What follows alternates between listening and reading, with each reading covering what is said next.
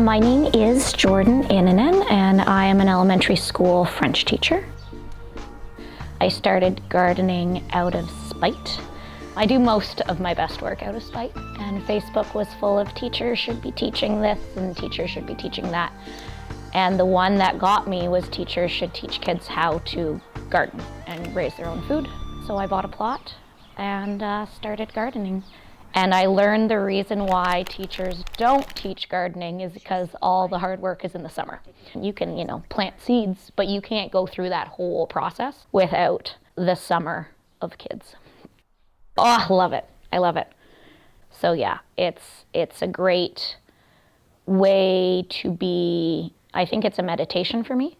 So it's a great way to be mindful and present and in the season. Which to me is out of spite, but grew into love.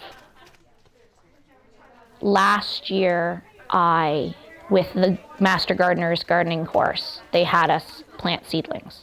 And that was a game changer for me because I had tried seedlings before, but basically I had done every single step wrong. So every time I've tried to plant seedlings in the past, they all died in the ground and it was very disappointing. So now that I've learned how to plant seedlings, I think I'll get seed catalogs. I plan my garden based on what I eat. I do not plant anything that I don't want to eat. So the primary focus of my garden is that I do not have to buy produce all summer. If I can get a lunch salad out of it every day and some dinner veg, that's perfect. With the extras, I do a lot of canning. So I'll do canning and preserving to keep feeding myself over the season.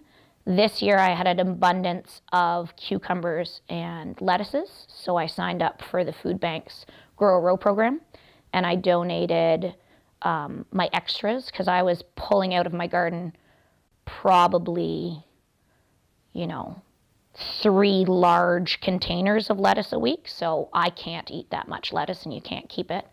So I donated that to the food bank almost weekly. So my garden right now at my house, I have a 4x10 bed and a 3x9 bed, and my beds are broken into individual square feet. And I adopted this square foot gardening method in my 3rd year of gardening, and I never went back.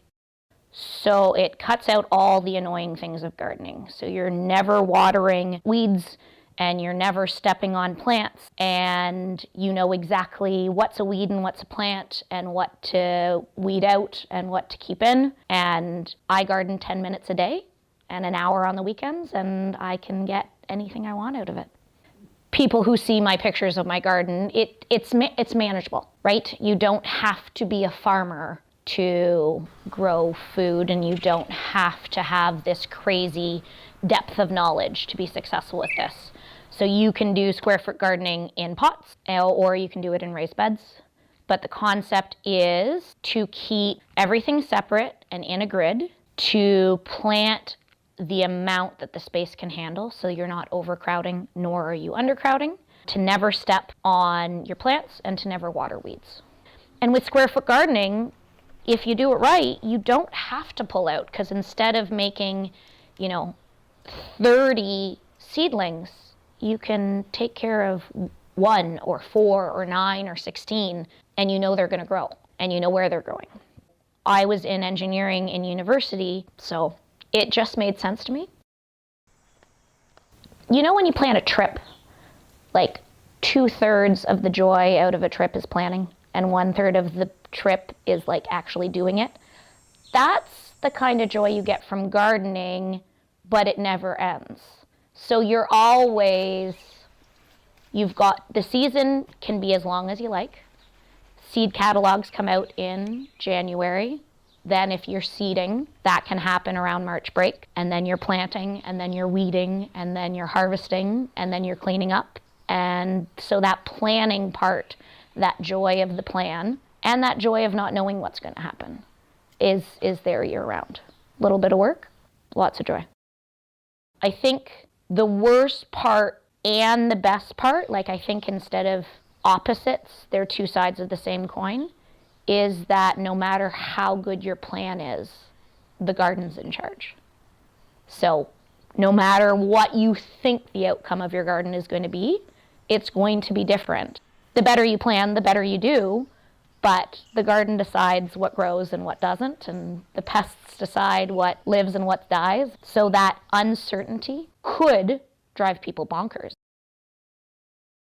I didn't get tomatoes this year, which is bananas. I got an abundance of lettuces, cucumbers, broccoli, cauliflower, cabbage, corn, beans, peas, carrots, beets. Not that good of a year for beets. And then I had a bunch of flowers as well. So I had marigolds and zinnias and glads and sunflowers. Oh, the sunflowers were great this year.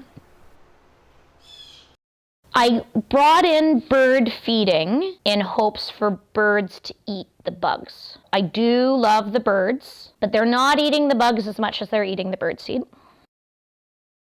I enjoy my time in the garden. I enjoy the day. I enjoy what I can do, and I'm not really worrying about what happens in the next step or anything like that. And I think that's an important way to live. And gardening is a lot like teaching.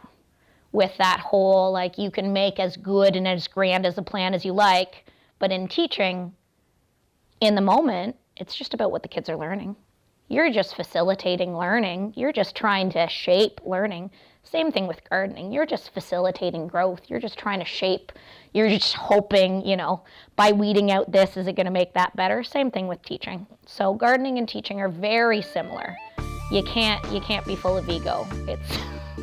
It's not about you. You can make it as much about you as you like, but it's really, in the moment, what's happening. What are you bringing to the table?